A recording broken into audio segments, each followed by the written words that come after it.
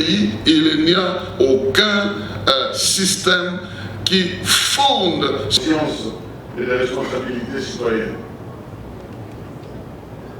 L'auteur bondissent ostensiblement de l'éthique dans la politique, dans la justice, dans l'environnement, à ces différents défis.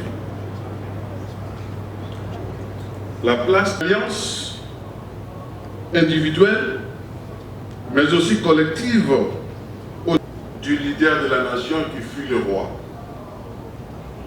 Par contre, création d'espoir du bien-être commun, de la mise sur pied, n'est-ce pas, d'une vision, bien entendu, non éthique.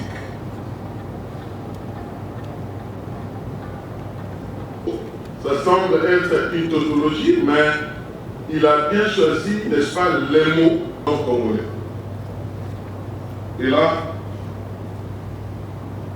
l'auteur et ses plans interpellent l'homme congolais. Quand vous voyagez, vous arrivez dans un aéroport, vous payez les articles, vous n'allez pas payer des choses pour conserver ce que je connais. Et c'est facile d'écrire, c'est une idée que je vous donne. Ce que vous connaissez, si vous mettez ça par écrit pour garder pour vous, un jour vous allez publier ça. Parce que vous connaissez quelque chose et au fil du temps, vous connaissez beaucoup de choses. Il suffit de commencer à écrire ce que vous connaissez, même si vous devez garder ça pour vous-même. Plus tard, vous allez décider de distribuer ça aux autres.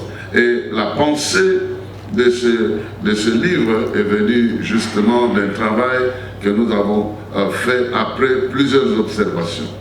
Le premier niveau d'observation, c'était une observation au niveau social, de l'absence totale du moral ou de la pratique du moral. Qu'est-ce que nous avons constaté? L'exemple le plus frappant, c'est celui que je cite toujours et je citerai. J'ai été dans les pays étrangers, vous perdez quelque chose, on va vous retourner ça. Vous perdez un portefeuille dans un taxi, le taximène ira voir la police va vous chercher et on va vous trouver parce qu'il y a vos identités là-bas. On finira par vous retourner avec tout ce qu'il y avait à l'intérieur sans avoir rien pris. Mais chez nous, j'ai constaté que ce même porte-monnaie peut disparaître à l'église. À l'église où nous sommes censés pratiquer l'entièreté de ses vertus et de ses valeurs. Ça m'avait vraiment choqué de voir que dans l'église, nous devons maintenant faire attention. Moi, j'ai déjà perdu des téléphones à la veillée.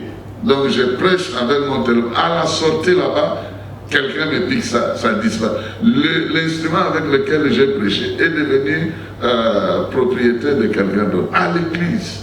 Et j'ai constaté aussi que malgré notre foi chrétienne, dans les différents milieux où nous travaillons, nous ne sommes pas différents de ceux qui ne prient pas. Donc c'est une confusion totale où nous ne produisons pas les fruits de notre conversion. Alors quelque chose ne marche pas. Comment se fait-il que dans des pays où les gens ne croient pas, il y a cette éthique? Et dans notre pays où nous croyons, parlons en langue, on peut même faire trembler tout un bâtiment. À côté de ça, nous ne produisons pas ces fruits-là. Ça, c'est le premier constat. Le deuxième constat, je me suis rendu à l'évidence que dans les pays où cela est pratiqué, l'environnement politique sert de couverture et dicte des lois et donne des impulsions pour que la population se réfère. C'est comme ça que je suis retourné chez nous. Je suis allé sur un site de Forgotten Books. Il y a un site de Forgotten Books, les livres oubliés. Vous entrez dans ce site-là, il y a toutes sortes de livres. Je ne vous conseille pas de suivre n'importe quoi. Mais il y a des livres sur la République démocratique du Congo, des livres forgotten, donc des livres qu'on a oubliés, des réalités qui vont vous faire troubler. Donc je suis entré là et j'ai piqué une grande partie des livres et quand j'ai lu, Je suis donc arrivé à la conclusion que notre pays n'a jamais été fondé sur un fond éthique quelconque. Donc je suis arrivé à cette conclusion-là et j'ai observé un triangle qui a commencé au début de notre pays. Le triangle est composé de la tête. Il y a le roi Léopold II. Immédiatement après lui, il y a l'Association internationale du Congo, donc les gens qui sont acquis à sa cause. Et en dessous de lui, il y a 450 signatures des chefs de tribus qui lui léguaient la responsabilité ou qui lui donnaient le pouvoir. Et avec ça, il a dominé légitimement, légalement sur la terre. Et devant les autres nations, il brandissait qu'il est légitime parce que 450 signatures obtenues de différentes tribus ici au Congo lui ont donné l'autorisation de régner. Et notre pays, aujourd'hui, en tant que Congo, notre terre n'a pas 62 ans, ça a 142 ans. Donc si nous devons prendre sa fondation en 1885 jusqu'à aujourd'hui, nous n'avons pas 60 ans, nous avons plus. Mais quand vous regardez les 80 ans qui sont passés, nous étions dans les anglophones disent mess. Donc nous étions dans une destruction incroyable, inacceptable, d'une dictature, d'une colonisation qui ne nous donnait pas de repères éthiques, quoi qu'il en soit. Maintenant, quand l'indépendance est venue, bon, pour moi, j'ai constaté que ce triangle-là est resté.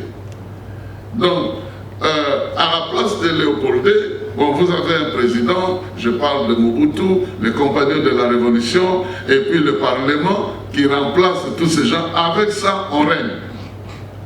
Et jusqu'à aujourd'hui, la situation n'a pas changé. Je ne vais pas me créer des problèmes inutiles en citant les uns après les autres, mais ce triangle-là, donc la tête de Léopold II a été remplacée par d'autres Léopold. Et le système est resté comme ça. Et maintenant, quand vous observez, le pays en tant que tel n'a bénéficié de... Notre pays, la République démocratique du Congo, Alors, de cette observation, je suis passé maintenant à la notion de l'éthique au niveau politique. Vous savez... Répandu une bonne lecture, mais également une bonne interpellation pour ceux et celles qui vont le lire. Nous l'avons dit et merci beaucoup. Nous invitons.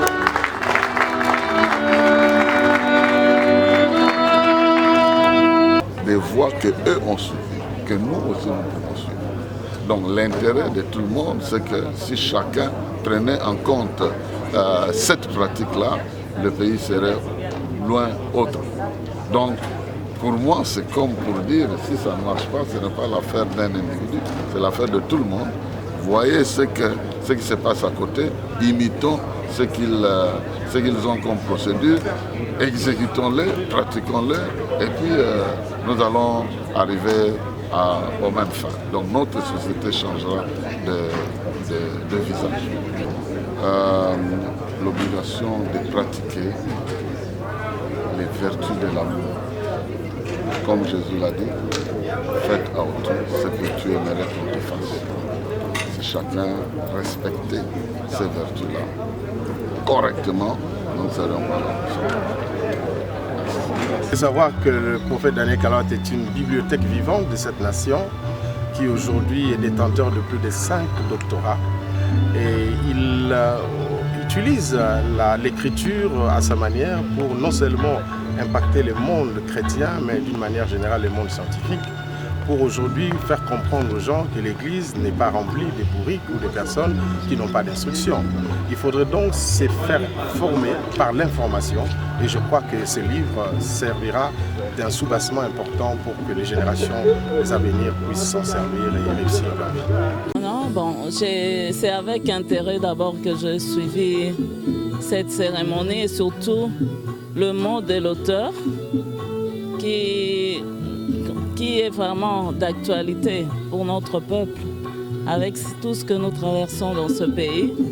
Et c'est vraiment nécessaire que nous ayons, que nous politiciens, parce que je suis députée nationale, qu'il y ait une refondation, une renaissance du politicien congolais. Et si nous suivons à la lettre les masses de l'éthique, comme il vient de le dire, il y aura une renaissance pour la politique congolaise. Parce qu'actuellement, effectivement, il est parti de Léopold II, parce qu'il y a l'esprit paternaliste qu'on voit avec Léopold II et qui nous l'a légué jusqu'à présent. Et celui qui est à la tête de chaque parti politique se considère comme le père fondateur. Et tout le monde doit être derrière de son idéologie. Et nous ne sommes pas, nous politiciens, au service du pays, du peuple. Plutôt, nous servons nous-mêmes. Et s'il y a une renaissance du politicien congolais, je pense que le pays ira loin. Et il y aura une régénération dans la politique congolaise. C'est à lire les livres avec intérêt. Si j'ai souscrit pour un lot de 5, c'est parce que je me suis dit je ne dois pas seulement le lire moi-même, je vais aussi offrir à certains collègues députés que je connais pour que nous puissions ensemble les lire et nous puissions ensemble renaître. Pour que le Congo aille de l'avant. Grandiose. Ça c'est d'abord le premier mot. Le second, c'est un grand thème qui a été examiné, analysé et écrit par une grande personne pour un grand peuple à l'avenir. Mais un peuple qui doit être animé d'amour, de paix et de liberté. Et cela, nous ne pouvons l'avoir qu'en Christ. Présentez-vous s'il vous plaît. Oui, Papa Kazaka. Kazaka Arthur, je suis ancien à l'église de la PPISG. Mais je suis directeur de département à l'ONATRA. Dire que je suis au comble de ma joie de voir que, en fait, de participer à ces chefs-d'œuvre comme on peut le dire, parce que cet ouvrage rencontre la lutte que nous avons toujours menée pour la transformation de notre société. Le mast de l'éthique qui met au centre de la vie de l'homme l'éthique. Sans éthique, vous savez que rien n'est possible dans le sens du bon et du bien-être d'une nation. Et vous entendrez dans les interventions des uns et des autres qui ont eu le temps de lire le livre, on évoque là, en l'occurrence, la pratique politique dans notre pays qui est aujourd'hui encore le reflet de ce qu'était le pays depuis 1885 avec le roi des Belges et qui n'avait à l'esprit que lui et son bien-être et sa richesse. Et cela est devenu comme un héritage aux politiciens, en l'occurrence congolais, et qui, plutôt que de penser au bien-être collectif, au bien-être de la nation, à l'essor de toute une nation, eux pensent à eux et leur clique. Donc ici, c'est un message, c'est un ouvrage philosophique, de haute philosophie, qui est un message d'interpellation à chacun d'entre nous, là où il est, en nous disant que sans le respect de l'éthique, sans le respect des normes, sans le respect des règles, aucun éveil ne sera possible et aucun essor ne pourrait être attendu pour la nation congolaise. Nous sommes tous responsables de ce qu'est le Congo aujourd'hui et de ce que sera le Congo de demain, un Congo nouveau avec un citoyen né de nouveau. J'appelle à tous de pouvoir lire ce message, cet ouvrage, qui est un livre très très important. Je pense, je classerai ce livre le premier, le plus important de la vie du Congo aujourd'hui, parce qu'avec ce livre-ci, essayez de le lire, percez l'intelligence qu'il y a dans le fond du message qui est donné, et vous comprendrez qu'avec ce seul livre qui est intitulé, en français on dirait le must de l'éthique, mais si en fait c'est un mot anglais qu'on dirait plutôt le must, c'est-à-dire ce qu'il faut c'est l'éthique.